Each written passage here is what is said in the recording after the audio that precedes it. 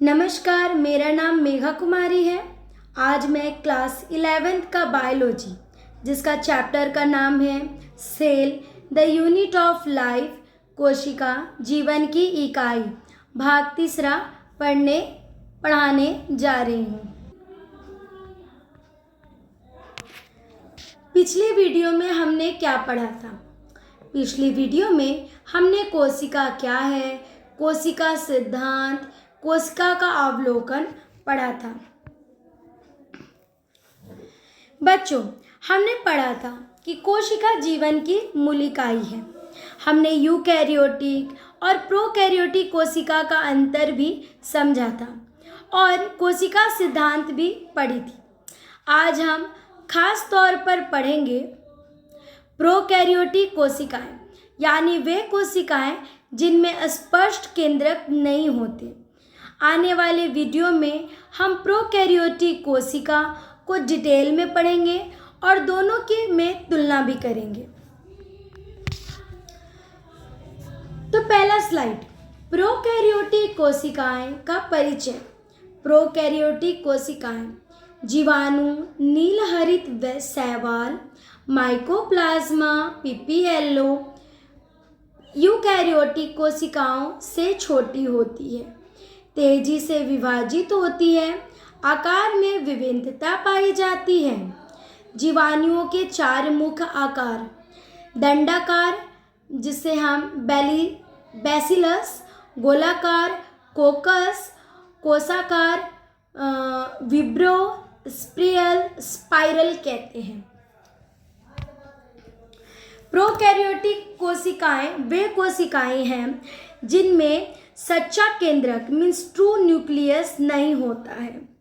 इनमें बहुत सारे जंतुएं शामिल हैं, जैसे बैक्टीरिया जिसे जीवाणु कहते हैं, नीलहरित शैवाल जिसे हम ब्लू ग्रीन एल्गी कहते हैं या आप इसे साइनोबैक्टीरिया भी कह सकते हैं, माइकोप्लाज्मा, पीपीएलओ। ये कोशिकाएं यूकैरियोटिक कोशिकाओं से बहुत छोटी होती है। इनका आकार सामान्यतः 1 से 5 माइक्रोमीटर होता है। ठीक है, कितना होगा? 1 से 5 माइक्रोमीटर होता है।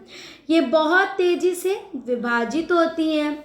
कुछ जीवाणुओं में तो 20 से 30 मिनट में अपनी संख्या को दुगना कर देती हैं। ठीक है, जीवाणुओं की 4 प्रकार होती हैं। पहला आपका है दंडाकार जिसको हम बैसिलस कहते हैं, फिर कोकस हो गया, विब्रो हो गया, स्पाइरलिस हो गया। तो याद रखने वाली ये चीज़ है कि जो हमारा बक्सविक्स है जिसमें बैसिलस, कोकस, स्पाइरल्स और विब्राओ, ठीक है, ये है चारों। प्रोकैरियोटिक कोशिकाएं होती है वो पृथ्वी पर सबसे प्राचीन जीवित रूप में माना जाता है। लगभग आपका 3.5 अरब, ठीक है, 3.5 अरब वर्ष पहले ये अस्तित्व में थी। कितना अरब पहले? 3.5 अरब। ठीक है, ये पहले आपके अस्तित्व में थी। दूसरा स्लाइड क्या कहता है कि सामान्य संरचना। सभी प्रोकैरियोटिक कोशिकाएं की संरचना लगभग समान, कोशिका भित्ति और कोशिका झिल्ली उपस्थित, केवल माइकोप्लाज्मा में कोशिका भित्ति नहीं होती। साइटोप्लाज्म तरल मैट्रिक्स के रूप में स्पष्ट केंद्रक नहीं होता, केंद्रक झिल्ली अनुपस्थित होती है। आपके सामने एक मैंने डायग्राम भी रखा है, तो इसको भी देखेंगे। ये प्रोकैरियोटिक सेल का है। तो कहते क्या है कि जो सभी प्रोकैरियोटिक कोशिकाओं की जो संरचना है वो लगभग समान नहीं होती। किसी में कोशिका भित्ति होती है, किसी का झिल्ली होती है। लेकिन ध्यान देने वाली बात यहाँ पर ये है कि हमारा जो माइकोप्लाज्मा में कोशिका भित्ति नहीं होती है, इसलिए वह आकार हमेशा बदल सकता है। ठीक है, उसमें होता नहीं है। और एक साइटोप्लाज्म जो कि तरल मैट्रिक्स जैसा होता है, कोई स्पष्ट केंद्रक तो उसमें नहीं होता, केंद्रक झिल्ली अनुपस्थित होती है। डीएनए में हमारा साइटोप्लाज्म में ही पाया जाता है। इसे हम लोग न्यूक्लियोइड क्षेत्र भी कहते हैं। तो आपको एक्स्ट्रा में जानना है कि क्योंकि केंद्रक झिल्ली नहीं होती इसलिए इसकी संरचना सरल मानी जाती है। आपको यहाँ पर जो पिक्चर दिख रहा है ना वो प्रोकैरियोटिक का है। आप देख सकते हो इसमें न्यूक्लियस डीएनए है, प्लाज्मा मेम्ब्रेन है, सेल वॉल है, फिल्ली है, राइबोसम है, साइटोप्लाज्म प्लाज्मिड भी है और फ्लैजेलम भी है जो कि मूवमेंट में काम देता है। फ्लैजेलम का काम है मूवमेंट के लिए, ठीक है। प्लाज्मा मेम्ब्रेन ये वाटर कवरिंग है जो कि किस चीज़ को, और ये राइबोसोम है जो कि सिंथेसिस ऑफ प्रोटीन करेगा। फिर आपका है फिल्ली है, ठीक है। फिल्ली क्या करता है, फिल्ली रोम जैसा होता है जो ये गति के लिए नहीं होती है, ये चिपकने में सिर्फ मदद करता है। सेल वॉल क्या करेगा, ये मोटी बारी परत होती है, ये कोशिका भित्ति होती है, ये फटने में बचाने का काम करती है, मजबूती भी प्रदान करती है। फिर आप देख रहे हो प्लाज्मा मेम्ब्रेन, इसका काम क्या है, ये आपका सिलेक्टिव परमेबल होता है, मतलब जो चीज़ को अंदर जानी चाहिए उसे ही जाने देता है और बाकी को रोकता है। साइटोप्लाज्म तो देख ही रहे हैं, यह तरल मैट्रिक्स होता है। राइबोसोम जो कि आपका प्रोटीन बनाने का काम करता है। डीएनए तो पता ही है कि डीएनए किस पे काम आती है। यहाँ पर हमारा इसमें हमारा आनुवांशिक पदार्थ पाया जाता है। अब है आनुवांशिक पदार्थ, जेनेटिक मटेरियल। आनुवांशिक पदार्थ नग्न होता है, केंद्रक झिल्ली से ढका नहीं होता, एकल गुणसूत्र गोलाकार डीएनए पाया जाता है, अतिरिक्त डीएनए युक्त प्लाज्मिड, कुछ प्लाज्मिड प्रति जैविक प्रतिरोध व रूपांतरक में सहायक करती हैं।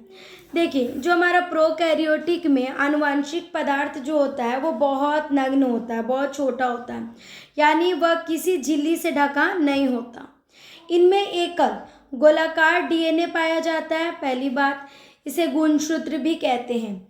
इसके अलावा एक सबसे अतिरिक्त छोटा डीएनए वृत्त भी हो सकता है जिसे हम लोग प्लाज्मिड भी कहते हैं। जो प्लाज्मिड का जो विशेष गुण क्या है पता है, इसका काम है जैसे कुछ प्लास्टिक जीवाणु को एंटीबायोटिक के प्रति प्रतिरोधित बनाने में काम करती है। इसी कारण कभी कभी दवाइयाँ इस पे काम नहीं करती। जो हमारा प्लाज्मिड का प्रयोग है वो जैव प्रौद्योगिकी मीन्स जीन ट्रांसफ़र के लिए भी बहुत ज़्यादा किया जाता है। चौथा है अंगकक व विशेष संरचनाएं, ठीक है। यूकैरियोटिक अंगकक अनुपस्थिति केवल राइबोसोम पाए जाते हैं, कुछ विशेष अंतर्विष्ट पाए जाते हैं। कोशिका झिल्ली के अंतर्वलन में मीसोसोम बनता है और मीसोसोम विशिष्ट विभेदित संरचना है। देखिए जो प्रोकैरियोटिक कोशिकाओं में यूकैरियोटिक जैसी एक झिल्लीदार अंगक नहीं होती, ना माइटोकॉन्ड्रिया, ना ही गोल्जी और ना ही ईआर होता है, मतलब इंडोप्लाज्मिक रेटिकुलम। केवल राइबोसोम पाया जाता है जो क्या करता है आपको पता है ना, राइबोसोम प्रोटीन बनाने का काम करता है। कुछ विशेष अतिवृष्ट मीन्स कुछ इंक्लूसिव बॉडीज़ में भी ये पाई जाती है जो कि भोजन और रसायन को जमा करने का काम भी करती है। कोशिका झिल्ली के अंदर की ओर मुड़ी होने के कारण ये आपका मीसोसोम बनाता है, ठीक है। कुछ वैज्ञानिक बताइए क्या कर रहे हैं, कुछ वैज्ञानिक मानते हैं कि जो हमारा मीसोसोम वो श्वसन क्रिया में भी मदद करता है। सेल इनवेलप, ठीक, कोशिका आवरण, कहते हैं कि 3 स्तरीय संरचना ग्लाइकोलिक्स, फिर कोशिका भित्ति, जीवन द्रव झिल्ली, तीनों मिलकर एक सुरक्षा इकाई बनाते हैं। प्रत्येक परत का अलग कार्य होता है। जीवाणुओं में वह आवरण जटिल और रासायनिक होती है। तो अब समझते हैं। जो प्रोकैरियोटिक जो हमारा है वो कोशिका आवरण 3 परतों से बनाता है, जैसे लिखा है हमारा। एक होता है ग्लाइकोलिस, कोशिका भित्ति, और तीसरा होता है जीवदर्भ। ये जब तीनों मिलते हैं तो वो कोशिका की सुरक्षित करते हैं, ठीक है, सुरक्षा करते हैं। जीवाणुओं में यह आवरण रासायनिक रूप से बहुत जटिल होता है। और एक चीज़ और भी आप लोग ध्यान से सुनिएगा कि कोशिका भित्ति मुख्य रूप से आपका पेप्टाइल ग्लाइकॉन से बनती है। पेप्टाइल ग्लाइकॉन से बनती है क्या? कोशिका भित्ति। तो मैं यहाँ पर लिख देती हूँ।